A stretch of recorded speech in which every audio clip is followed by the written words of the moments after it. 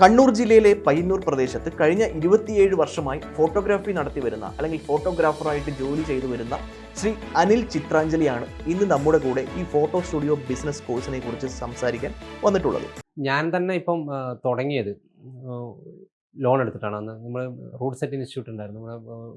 രണ്ടായിരത്തി ലോൺ എടുത്തിട്ടാണ് തുടങ്ങിയത്.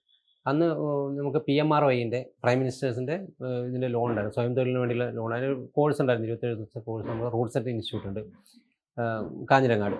അവിടെ തുടങ്ങി. ഫസ്റ്റ് ഞാൻ അങ്ങനെയാണ് അവിടെ പോയി. അതിൽ കോഴ്സ് പാസ്സായി പുറത്തിറങ്ങിയ പാടെ തന്നെ ഞങ്ങൾക്ക് നാഷണലൈസ് ബാങ്കുകളിൽ കൊടുക്കണം നിർബന്ധം ഉണ്ടായിരുന്നു. അങ്ങനെ ഫോട്ടോഗ്രാഫി ഒരു പാഷൻ ആയിട്ടുള്ള ആളാണ് നിങ്ങൾ. പ്രൊഫഷണൽ ആക്കണമെന്നുണ്ട്, പക്ഷെ എന്ത് ചെയ്യണമെന്ന് അറിയില്ല.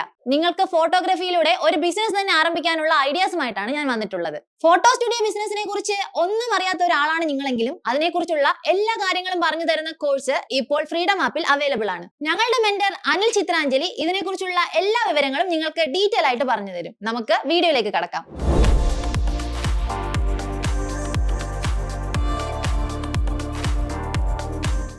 അത് നമ്മൾ ഡിപ്പെൻഡ് ഫോണാണ്. നമ്മൾ എങ്ങനെയാണ് തുടങ്ങുന്നത് എന്ന് ആശ്രയിച്ചിരിക്കും. ഒരു കമ്പ്യൂട്ടർ, ഒരു ക്യാമറ, ഇതെല്ലാം വെച്ച് ഇപ്പോൾ എന്തായാലും ചുരുങ്ങിയ ഒരു 5 ലക്ഷം രൂപയെങ്കിലും ഏറ്റവും മിനിമം വേണം. നമുക്ക് ഒരു കമ്പ്യൂട്ടർ, കാര്യങ്ങൾ, ക്യാമറ, ഇതെടുത്ത് 2 ക്യാമറ വേണം. ഷോപ്പിലൊരു ക്യാമറ വേണം. നമുക്ക് ഔട്ട്ഡോർ പോകാൻ വേണ്ടി ഒരു ക്യാമറ വേണം. അങ്ങനെ ഒരു ഞാൻ തന്നെ ഇപ്പം തുടങ്ങിയത് ലോൺ എടുത്തിട്ടാണ്. അന്ന് നമ്മൾ റൂട്ട് സെറ്റ് ഇൻസ്റ്റിറ്റ്യൂട്ട് ഉണ്ടായിരുന്നു. രണ്ടായിരത്തി ലോൺ എടുത്തിട്ടാണ് തുടങ്ങിയത്. അന്ന് നമുക്ക് PMRYൻ്റെ പ്രൈം മിനിസ്റ്റേഴ്സിൻ്റെ ഇതിൻ്റെ ലോൺ ഉണ്ടായിരുന്നു, സ്വയം തൊഴിലിന് വേണ്ടിയുള്ള ലോൺ. അതിന് കോഴ്സ് ഉണ്ടായിരുന്നു, 27 ദിവസത്തെ കോഴ്സ്. നമ്മൾ റൂട്ട് സെറ്റ് ഇൻസ്റ്റിറ്റ്യൂട്ട് ഉണ്ട് കാഞ്ഞിരങ്ങാട്. അവിടെ തുടങ്ങി. ഫസ്റ്റ് ഞാൻ അങ്ങനെയാണ് അവിടെ പോയി. അതിൽ കോഴ്സ് പാസ്സായി പുറത്തിറങ്ങിയ പാടെ തന്നെ ഞങ്ങൾക്ക് നാഷണലൈസ് ബാങ്കുകളിൽ കൊടുക്കണം നിർബന്ധം ഉണ്ടായിരുന്നു. അങ്ങനെ 35% സബ്സിഡി ഉണ്ടായിരുന്നു നമുക്ക്. കൃത്യമായ കോഴ്സ് അവൈലബിൾ ആണോ? ഇപ്പോൾ ഉണ്ട്. അതായത് ഇന്നൊരാൾക്ക് ഈ PMRYയുടെ കോഴ്സ് പഠിക്കുകയാണെങ്കിൽ അവർക്ക് ലോൺ കിട്ടും. അവരുടെ സർട്ടിഫിക്കറ്റ് കിട്ടിക്കഴിഞ്ഞാൽ കിട്ടും. ഈ കോഴ്സ് പഠിക്കുന്നതിന്റെ പ്രൊസീജിയർ എന്തൊക്കെയാണ്? അത് നമ്മളിപ്പോൾ ഈ റൂട്ട് സെറ്റ് ഇൻസ്റ്റിറ്റ്യൂട്ട് ഇങ്ങനത്തെ കോഴ്സുകൾ നടത്തുന്ന ഒരു ഇൻസ്റ്റിറ്റ്യൂട്ടാണ് അവർ. അപ്പോൾ അവർ ഫോട്ടോഗ്രാഫി അതുപോലെ സ്വയം തൊഴിൽ വേറെ ഓരോ സമയത്തുണ്ട് അവർ അനൗൺസ് ചെയ്യും, ഇന്ന കോഴ്സ് നടത്തുന്നുണ്ട്, താല്പര്യമുള്ളവർ വരണം. അവിടെ സ്റ്റേ ചെയ്തിട്ട് ഇപ്പം താമസ സൗകര്യം അടക്കമാണ് അവർ ചെയ്തു കൊടുക്കുന്നത്. ഒരു ഫീസും ഇല്ല, ഫ്രീ ആയിട്ട് ഇതിൻ്റെ എല്ലാ ടൈപ്പും, ബാങ്കിങ് ആയാലും എല്ലാം നമ്മളിപ്പോൾ ചോദിക്കുന്നത് എല്ലാം അവർ പഠിപ്പിക്കുന്നുണ്ട്. അപ്പോൾ ഞങ്ങൾ ഞാനൊരു ബാങ്കിൽ പറഞ്ഞപ്പോൾ എനിക്ക് അടുത്തൊരു സുഹൃത്തുണ്ടായിരുന്നു. ആ സുഹൃത്ത് പിന്നെ ബാങ്കിലായിരുന്നു. അവർ ആ ബാങ്കിൽ പറഞ്ഞു, നമ്മുടെ IOB, ഇന്ത്യൻ ഓവർസീസ് ബാങ്ക്, ഒരു നല്ല സപ്പോർട്ടായിരുന്നു എനിക്ക്. അപ്പോൾ 1 ലക്ഷം രൂപ തന്നു. നമ്മൾ തുടർച്ചയായി 3 വർഷം നമ്മളത് കൃത്യമായ അടവാണെങ്കിൽ നമുക്കതിന് സബ്സിഡി കിട്ടും, 35% കിട്ടും, ബാങ്കിലേക്ക് വരും. കൃത്യമായി അടഞ്ഞു പോകുന്നുണ്ടെങ്കിൽ പിന്നെ നമുക്ക്. അപ്പോൾ ഇത് ഇപ്പോഴും അവൈലബിൾ ആണ്? ഇപ്പോൾ അവൈലബിൾ. ഇപ്പോൾ ഇപ്പോഴത്തെ സ്കീമുകൾ ഒരുപാടുണ്ട്. ഇപ്പം നമ്മുടെ ഖാദീൻ്റെ നല്ല സബ്സിഡി കിട്ടുന്നത്. ഇപ്പം നമ്മുടെ ഇവിടെ ആണെങ്കിലും 40%, എനിക്ക് തോന്നുന്നു നമ്മുടെ ഗ്രാമപഞ്ചായത്തുകളിൽ സബ്സിഡി കൂടുതൽ കിട്ടുന്ന സ്കീമുകളുണ്ട്. ഖാദീൻ്റെ തന്നെ നല്ല സ്കീമുകളുണ്ട്. എല്ലാ ബാങ്കുകളും ലോണുകൾ കൊടുക്കുന്നുണ്ട്, ബിസിനസ് ലോണുകൾ കൊടുക്കുന്നുണ്ട്. ഇൻട്രസ്റ്റ് കുറഞ്ഞ ഇതുണ്ട്. ഇപ്പം നമ്മുടെ കേരള ബാങ്ക് ഇപ്പോൾ 9% ഇൻട്രസ്റ്റിന് ലോണുകൾ കൊടുക്കുന്നുണ്ട്. പിന്നെ നമ്മുടെ സർവീസ് ബാങ്കിലടക്കം, സർവീസ് ബാങ്കിൽ ഇപ്പം 12% ഇൻട്രസ്റ്റ് കൂടുതലാണെങ്കിൽ പോലും നമുക്ക് ബിസിനസ് തുടങ്ങാൻ ആവശ്യമുള്ള എല്ലാ സപ്പോർട്ടുകളും ബാങ്കിൽ ചെയ്യുന്നുണ്ട്. മുദ്ര ലോൺ അവൈലബിൾ ആണ്? മുദ്ര ലോണും കിട്ടുന്നുണ്ട്. മുദ്ര ലോൺ 10 ലക്ഷം രൂപ വരെ മുദ്ര ലോണും ഗവൺമെൻറ് ഇപ്പോൾ ഏറ്റവും നല്ല സെൻട്രൽ ഗവൺമെൻറ് കൊടുക്കുന്ന ഒരു നല്ല ഇതാണത്. പക്ഷെ ആരും അത് യൂട്ടിലൈസ് ചെയ്യുന്നില്ല. അതാണ്. അപ്പോൾ താങ്കൾ ഏകദേശം 1 ലക്ഷം രൂപയാണ് ലോണായിട്ട് എടുത്തത്. അതിനുശേഷം ബാക്കി ക്യാപിറ്റൽ എങ്ങനെയാണ് അറേഞ്ച് ചെയ്തത്? അതാണ് വലിയ നമ്മളെ ഒരു ഉറുപ്പ്യ കയ്യിലില്ലാണ്ട് നമ്മൾ തുടങ്ങി. അതാണ് നമ്മുടെ ബേസിക് ഉണ്ടായിരുന്നത്. പിന്നെ ഒരുപാട് ആൾക്കാർ നമ്മളെ സപ്പോർട്ട് ചെയ്യാനുണ്ടായിരുന്നു. ഇപ്പോൾ കമ്പ്യൂട്ടർ ഷോപ്പ് വരുന്ന നമ്മുടെ ഒരു ഫ്രണ്ട് ഉണ്ടായിരുന്നു, പിന്നെ ക്യാമറ ചെയ്യുന്ന കണ്ണൂരിൽ എൻ്റെ ഒരു സുഹൃത്തുണ്ട്. അവരെല്ലാവരും നല്ല സപ്പോർട്ടായതുകൊണ്ട് എനിക്ക് ബേസിക് ഉണ്ടായ ആ ഒരു വിഷമതകൾ മാറി കവർ ചെയ്യാൻ വേണ്ടി പറ്റി. കാരണം ഒരുപാട് ആൾക്കാർ നമ്മൾ സപ്പോർട്ട് ചെയ്യാൻ വരും. നമുക്കെന്താ പറയുക, ഇതൊരു തൊഴിലാണല്ലോ.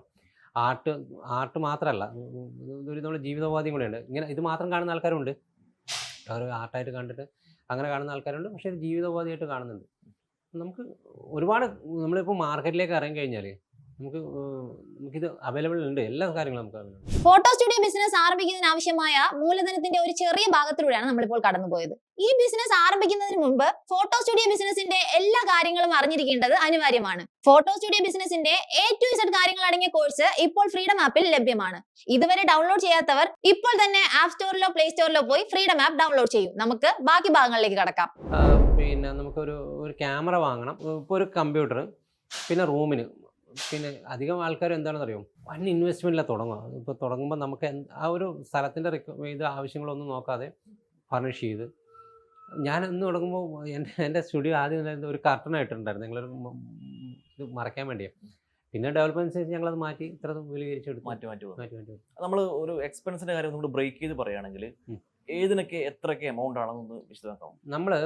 നമ്മൾ എക്യുപ്മെന്റ്സ് നല്ല എമൗണ്ട് കൊടുക്കണം. എന്തൊക്കെ എക്യുപ്മെന്റ്സിന് എത്ര? ക്യാമറ, കമ്പ്യൂട്ടർ, നമുക്ക് അതിന് വേണ്ട സാധനങ്ങളില്ലേ, നല്ല സാധനങ്ങൾ വാങ്ങണം. അതായത് നല്ല ക്യാമറ മേടിച്ചാൽ നമുക്ക് നല്ല റിസൾട്ട് കൊടുക്കാൻ പറ്റും. നല്ല കമ്പ്യൂട്ടർ ഉണ്ട് എങ്കിൽ നമുക്ക് ഫാസ്റ്റായിട്ട് കൊടുക്കാൻ വേണ്ടി പറ്റും. നല്ല റിസൾട്ടുള്ള പ്രിൻ്റർ ഉണ്ടെങ്കിൽ നല്ല ഔട്ട്പുട്ട് കൊടുക്കാൻ പറ്റും. ഇതിന് മൂന്നിനും കൂടി ഏകദേശം അതാണ് ഞാൻ പറഞ്ഞ ഒരു 1,00,000 രൂപ ഏകദേശം നമുക്ക് പ്രിൻ്ററിന് വേണ്ടി വരും. അല്ല, പ്രിൻ്റർ പ്ലസ് കമ്പ്യൂട്ടറിനും കൂടെ 1,00,000 രൂപ വേണ്ടി വരും. അതൊരു ക്യാമറ ഒരു 2,00,000 രൂപ, 2.5 ലക്ഷം രൂപ വരുന്നു. പിന്നെ ഒരു റൂം ഫർണിഷ് എല്ലാം കൂടെ 1,00,000 രൂപ.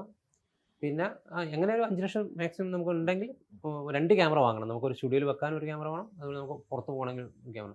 അപ്പോൾ എന്തായാലും ഒരു കിറ്റ് ലെൻസ് കാര്യങ്ങളെല്ലാം വേണമല്ലോ.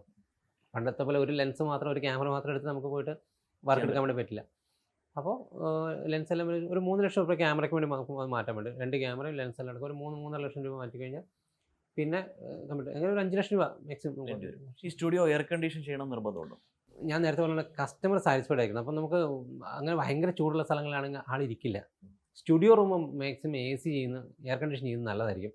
കാരണം നമ്മൾ കുറച്ച് ടൈം ആൾക്കാർ ഇരിക്കണമല്ലോ, അവർക്കുണ്ടാകുന്ന ഇറിറ്റേഷൻസ് അത് ആ ഫോട്ടോയിൽ പ്രതിഫലിക്കും. പക്ഷേ ഒരു ഫാമിലി ഫോട്ടോ എടുക്കാൻ വേണ്ടി വന്നു, ഒരു കുട്ടീൻ്റെ ഫോട്ടോ എടുക്കാൻ വേണ്ടി, എയർ കണ്ടീഷൻ അല്ലെങ്കിൽ കുട്ടി ഇരിക്കില്ല. അപ്പം നമ്മൾ അത് ചെയ്യണം. ഇപ്പം 5 ലക്ഷത്തിൽ ഒതുങ്ങുമോ എന്ന് ചോദിക്കും, 5 ലക്ഷത്തിൽ ഒതുങ്ങില്ല. അപ്പോൾ അത് നമ്മൾ എങ്ങനെ ഒതുക്കാൻ പറ്റുമെന്ന് നമ്മൾ ശ്രമിക്കുക. കാരണം വെച്ചാൽ ഇപ്പം നമ്മളിപ്പോൾ സ്റ്റുഡിയോയിൽ ഉപയോഗിക്കുന്നത് നമുക്കൊരു സെക്കൻഡ് ഹാൻഡ് ക്യാമറ മേടിച്ചാൽ മതി. കാരണം അത് പുറത്തേക്ക് പോകേണ്ടത് നമുക്കൊരു പാസ്പോർട്ട് സൈസ് ഫോട്ടോ, അതിന് നല്ലൊരു ലെൻസും കൂടെ മേടിച്ച് കഴിഞ്ഞാൽ നമുക്കത് ഉപയോഗിക്കാൻ പറ്റും, ചെയ്യാൻ പറ്റും. അതുപോലെ തന്നെ ഈ ഇലക്ട്രിസിറ്റി സംബന്ധിക്കുന്ന കാര്യങ്ങൾ എങ്ങനെയാണ് ചെയ്യുന്നത്? ഇലക്ട്രിസിറ്റി ഇപ്പം നേരത്തെ സബ്സിഡി ഉണ്ടായിരുന്നു, നമുക്ക് ഇതിൻ്റെ സർവീസിൻ്റെ നമുക്ക് ഇതുണ്ടായിരുന്നു. ഇപ്പോൾ ഇല്ല, ഇപ്പം 7A താരിഫിൽ തന്നെയാണ് നമുക്ക് ചെയ്തു വരുന്നത്. നോർമൽ താരിഫാണ്, സബ്സിഡി ഒന്നുമില്ല. മറ്റ് ഗവൺമെന്റ് സബ്സിഡീസ് അല്ലെങ്കിൽ ഫോട്ടോ സ്റ്റുഡിയോ നടത്തുന്ന ആളുകൾക്ക് എന്തെങ്കിലും അങ്ങനെ? പക്ഷേ ഒരുപാട് ക്ഷേമനിധികളുണ്ട്, ഗവൺമെൻറ് ക്ഷേമനിധിയിൽ ഇതെടുക്കുന്നുണ്ട്. പിന്നെ ഒരുപാട് സംഘടനകളുണ്ട് ഇതിൽ. അപ്പോൾ സംഘടനകൾ നല്ല സപ്പോർട്ടാണ്. ഓരോ രാഷ്ട്രീയ പാർട്ടിൻ്റെ സംഘടനകളുണ്ട്, 3-4 സംഘടന കേരളത്തിൽ ഇന്ന് നിലവിലുണ്ട്. AKP എന്ന് പറഞ്ഞ സംഘടനയാണ്. ഇപ്പം അത് ഒരു കക്ഷി രാഷ്ട്രീയങ്ങൾക്ക് അതീതമായുള്ള ഫോട്ടോഗ്രാഫേഴ്സ് അസോസിയേഷൻ. അത് ഈ ഫോട്ടോഗ്രാഫേഴ്സിന് ഒരു സംഘടനയും സ്റ്റുഡിയോ ഉടമകൾക്ക് അങ്ങനെ സംഘടനകളുണ്ടായിരുന്നു. പക്ഷേ ഇവരെല്ലാവരും ഈ AKPയിൽ മെമ്പർമാരാണ്. അതുപോലെ തന്നെ ഒരു കെട്ടിട നിർബന്ധമാണല്ലേ? അപ്പോൾ നമ്മളൊരു കെട്ടിടം എടുക്കുന്ന സമയത്ത് അതിൻ്റെ ഒരു ഇൻഫ്രാസ്ട്രക്ചറും അതുപോലെ തന്നെ കെട്ടിടത്തിൻ്റെ ഒക്കെ വാടകയൊക്കെ ആയിട്ട് ഏകദേശം എത്ര രൂപ? അതാണ് ഞാൻ പറഞ്ഞത്, പരമാവധി ഗ്രൗണ്ട് ഫ്ലോറിൽ ആണ് ഇനി വിജയിച്ചു പോവുക.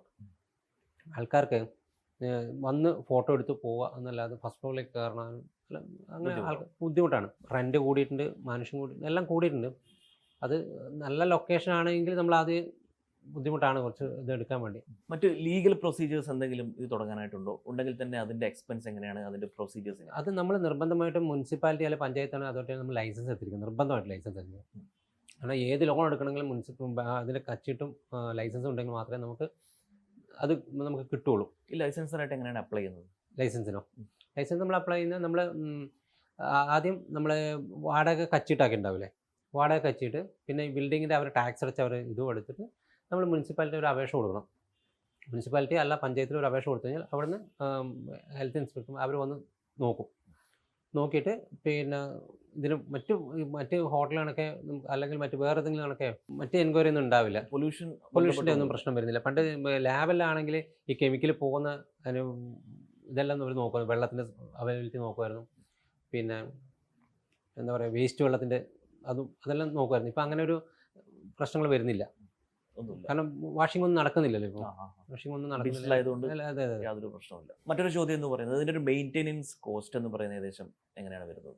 മെയിൻ്റെനൻസ് കോസ്റ്റ് എന്ന് പറഞ്ഞാൽ പിന്നെ നമുക്ക് പ്രിൻ്ററിൽ നമുക്ക് അതാണ് വരും. അത് നമ്മൾ ചില സമയത്ത് നമുക്ക് വർക്കൊന്നും ഉണ്ടാവില്ല. 1-2 ദിവസം പ്രിൻ്റർ അടിക്കാൻ ഹെഡിന് ഒരു പ്രശ്നം വരും. അപ്പോൾ നമ്മൾ എന്തെങ്കിലും ഒരു പ്രിൻ്റർ അടിക്കുക. അപ്പോൾ ഈ ലോക്ക്ഡൗൺ സമയത്ത് നമുക്ക് വലിയ പ്രശ്നങ്ങളായിരുന്നു, എല്ലാ സ്റ്റുഡിയോകളിലും മിക്കവാറും ഉണ്ടായ ഒരു പ്രോബ്ലം അതായിരുന്നു. പക്ഷേ അത് ഗവൺമെൻറ് അതോറിറ്റി പോലീസുകാരായാലും നമ്മളെ സഹായിച്ചിട്ടുണ്ട്. കാരണം ഞാനിപ്പോൾ പല പ്രാവശ്യം വന്നിട്ട് എൻ്റെ പ്രിൻ്റർ ഓണാക്കാൻ വേണ്ടി വന്നു, ഞാൻ ഇന്ന കാര്യങ്ങൾ പറഞ്ഞ സമയത്ത് അവരെ നമ്മളെ സപ്പോർട്ട് ചെയ്തിട്ടുണ്ട്. അവർ ഒന്ന് തുറക്കാനും ഇത് ചെയ്യാനെല്ലാം നമ്മളെ അനുവദിച്ചിട്ടുണ്ടായിരുന്നു.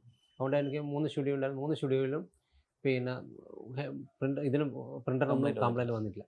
പിന്നെ വരുന്നത് ക്യാമറ നമ്മൾ സൂക്ഷിക്കുന്നത് പരമാവധി ഈ ഫംഗസ് ഒന്നും വരാത്ത രീതിയിൽ നമ്മൾ സൂക്ഷിച്ചു കഴിഞ്ഞാൽ നമുക്ക് ഏറ്റവും നന്നായിട്ട് ഉപയോഗിക്കാൻ പറ്റും. ചിലർ എടുത്തു ഇങ്ങനെ ബാഗ് അവിടെ കൊണ്ടുവച്ചു, വർക്കിന് പോകുമ്പോൾ മാത്രം എടുത്ത് പോകുമ്പോഴാണ് ഈ ഇതിൻ്റെ ലെൻസിന് ഫംഗസ് പോവുക. പിന്നെ ഇപ്പോഴത്തെ ഒരു ഡിജിറ്റൽ ക്യാമറ ആയതിനു ശേഷം, പണ്ട് ഫിലിം ക്യാമറ ആകുമ്പോൾ എണ്ണം ഉണ്ടാവുമായിരുന്നു, കൃത്യമായിട്ട് 36 ഫിലിം അല്ല 30 എണ്ണം കൃത്യമായി എടുക്കണമെന്നുള്ള എണ്ണം ഉണ്ടായിരുന്നു. ആൾക്കാരുടെ ഒരു ധാരണ വെച്ച് ഡിജിറ്റലാണല്ലോ എടുക്കാമല്ലോ എന്ന് ചോദിച്ചിട്ട് പരമാവധി അടിക്കും, ക്യാമറ നഷ്ടമാവുകയും ചെയ്യും. ക്യാമറയെ ബാധിക്കും, ക്യാമറ കൃത്യമായിട്ട് ബാധിക്കുമല്ലോ.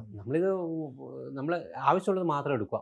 പണ്ട് ഞങ്ങളെല്ലാം പഠിപ്പിച്ച സമയത്ത് നമ്മൾ പറഞ്ഞത്, ഇപ്പം 36 ഫിലിം ഉണ്ടെങ്കിൽ അതിൽ നിങ്ങളൊരു 30 32 നിങ്ങൾ വേണ്ടത് മാത്രം എടുക്കാവൂ. അതിൽ ബാക്കിയുള്ള 4 എണ്ണം നിങ്ങൾക്ക് പരീക്ഷണം നടത്താനുള്ളതാണ്.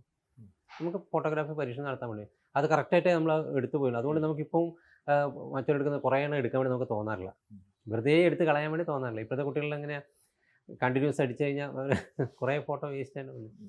അത് ക്യാമറ വല്ലാണ്ട് ബാധിക്കും. ക്യാമറയ്ക്ക് കൂടുതൽ ഫോട്ടോ കൊടുക്കാൻ വേണ്ടി പറ്റില്ല. അത് ക്യാമറയെ ബാധിക്കും. കാരണം വെച്ചാൽ ലക്ഷങ്ങൾ വിലയുള്ള ക്യാമറയാണ്. പിന്നെ ക്യാമറ കമ്പനികൾ 6 മാസം കൂടുമ്പോൾ തന്നെ പുതിയ അപ്ഡേഷൻ വരികയാണ്. പിന്നെ കോമ്പറ്റീഷൻ ഏറ്റവും വലിയൊരു കാര്യമാണ്. ഇപ്പോൾ നമ്മളിപ്പോൾ എൻ്റെ 5D Mark IV ഉണ്ട്, 1DX ഉണ്ട്. 1DX കഴിഞ്ഞാൽ അടുത്ത ക്യാമറ ഇറങ്ങി, മിറർലെസ് ക്യാമറകൾ ഇറങ്ങി. അപ്പോൾ നമ്മൾ വീണ്ടും അതിലേക്ക് പോകുമ്പോൾ ഇത് ലോസാണ്. അപ്പം നമ്മൾ ടെക്നോളജി മാറുന്നതനുസരിച്ച് നമ്മൾ ക്യാമറ മാറണം, പക്ഷേ അതിനൊരു സമയപരിധി നമ്മൾ കൊടുക്കണം. എൻ്റെ ഒരു കാഴ്ചപ്പാടിൽ ചുരുങ്ങിയത് 2 വർഷമെങ്കിലും ഒരു ക്യാമറ യൂസ് ചെയ്യണം. അത് ടെക്നോളജി നമുക്ക് പതിയെ പഠിക്കാൻ വേണ്ടി പറ്റും. കാരണം ഇഷ്ടംപോലെ റെൻറ്റിനെല്ലാം കിട്ടും ക്യാമറ. അങ്ങനെ ബുദ്ധിമുട്ട് വരുന്നുണ്ടെങ്കിൽ നമുക്ക് പോയിട്ട് റെൻറ്റിന് ക്യാമറ എടുത്ത് നമുക്ക് ആ ദിവസത്തെ മാത്രം കൈകാര്യം ചെയ്യാൻ വേണ്ടി പറ്റും. അപ്പോൾ ഈ പഴയ ക്യാമറ ഉപേക്ഷിച്ച് പുതിയ ക്യാമറയ്ക്ക് മാറുന്ന സമയത്ത് പഴയ ക്യാമറ എന്ത് ചെയ്യും? പഴയ ക്യാമറ എടുക്കുന്ന ആൾക്കാരുണ്ട്, ചിലർ സൂക്ഷിച്ച് വെക്കും. നമുക്കൊന്നും പിന്നെ മൂലധനമൊന്നും ഇല്ലാത്തതുകൊണ്ട് നമ്മളത് കൊടുത്തിട്ടാണ് പുതിയ ക്യാമറ എടുക്കുക. എന്തായാലും ഒരു 50% കിട്ടുള്ളൂ. പകുതി പൈസ പോലും ചിലപ്പോൾ കിട്ടാറില്ല. ഇപ്പോൾ കഴിഞ്ഞ ദിവസം ഈ ലോക്ക്ഡൗൺ സമയത്ത് എൻ്റെ 3-4 ക്യാമറകൾ കൊടുത്തു. കാരണം വീഡിയോ എടുക്കാനല്ല, വർക്കില്ല, വെറുതെ വെച്ച് കഴിഞ്ഞാൽ മോശമായി പോകുന്നതുകൊണ്ട് ഞാനത് കൊടുത്തു. ചെറിയ ചെറിയ പൈസകൾ കിട്ടിയുള്ളൂ. എന്തെങ്കിലും സബ്സിഡീസ്, ഗവൺമെൻറ്റിന് സബ്സിഡീസ് ഇതിന് അവൈലബിൾ ആണോ? ഞാൻ പറഞ്ഞിരുന്നു നേരത്തെ, സബ്സിഡി ഇപ്പോൾ ഇതിൽ വരുന്നുണ്ട്. PMOയിലാണെങ്കിൽ ഇതിൽ ഖാദിൻ്റെ ഇതിലാണെങ്കിൽ 35-40% സബ്സിഡികൾ കിട്ടും. അതിൻ്റെ ഒരു പ്രൊസീജിയർ ഒന്ന് പറയാമോ? ഇത് അവൈൽ ചെയ്യുന്നതിൻ്റെ ഒരു പ്രൊസീജിയർ? ഇതുപോലെ നമ്മൾ അത് ബാങ്കുകാരാണ് തീരുമാനിക്കുന്നത് ലോൺ തരണോ വേണ്ടത്. നമ്മളിപ്പം ബാങ്കിന് നമ്മൾ പ്രസൻറ്റ് ചെയ്ത രീതിയിരിക്കും ബാങ്കുകാർക്ക് നമ്മൾ ലോൺ തരുന്നത്. ചില ആൾക്കാർക്ക് ഈ സബ്സിഡി കിട്ടാൻ വേണ്ടി മാത്രം ലോൺ എടുക്കാൻ വേണ്ടി പോകും, തിരിച്ചടവുണ്ടാവില്ല. ഒരു കാലഘട്ടത്തിൽ ഞാൻ ലോൺ എടുക്കുന്ന സമയത്ത് ഏറ്റവും കൂടുതൽ പേരുദോഷം കേട്ടിരുന്നത് നമുക്ക് ഈ ഫോട്ടോഗ്രാഫർമാർക്ക് ലോൺ കൊടുക്കില്ല. കാരണം എന്താ, സബ്സിഡിക്ക് വേണ്ടി മാത്രമേ നമ്മൾ പോകുന്നുള്ള ഒരു കാഴ്ചപ്പാടുണ്ടായിരുന്നു. പക്ഷെ ഇപ്പോൾ ആരും അങ്ങനെയല്ല. ഇപ്പോൾ എല്ലാവരും ലോൺ എടുത്താൽ കൃത്യമായിട്ട് അടച്ചു പോകുന്നുണ്ട്. കാരണം പുതിയ അപ്ഡേഷന് വേണ്ടി നമ്മൾ വീണ്ടും പോകുന്നത് ബാങ്കിനെയാണ്. അപ്പോൾ അതുകൊണ്ട് നമ്മൾ കൃത്യമായി പോകുന്നതുകൊണ്ട്, കൃത്യമായി അടവ് നടക്കുന്നതുകൊണ്ട് കൃത്യമായി ലോണും കിട്ടുന്നുണ്ട്. അതുപോലെ ഇൻഷുറൻസ് കവറേജ് നമുക്ക് ഇതിൻ്റെ സംഘടനാ ബേസിലുണ്ട്. പിന്നെ വ്യാപാരികളുടെ ഇതിൽ ഇൻഷുറൻസ് കവറേജ് ഷോപ്പുകൾക്ക് നമുക്ക് ഉണ്ട്. ഈ സ്റ്റുഡിയോ ഇൻഷുർഡ് ആണോ? സ്റ്റുഡിയോ ഉണ്ട്. ഇൻഷുറൻസ് ചെയ്യണമെന്നുള്ളത് മസ്റ്റ് ആണോ? ചെയ്താൽ നമുക്ക് നല്ലതാണ്. ഏതൊക്കെ തരത്തിലായിരിക്കും നല്ലതായിരിക്കും? അപ്പം ഒരുപാട് കള്ളന്മാർ കയറി ക്യാമറ മോഷ്ടിക്കുന്ന സമയമാണ് ഇപ്പോൾ. സമയം പിന്നെ ഞാനൊന്നും ഇവിടെ ക്യാമറ വെക്കാറില്ല. ഞാൻ വീട്ടിലേക്ക് കൊണ്ടുപോകും, രാവിലെ വരുമ്പോൾ കൊണ്ടുവരലാണ്.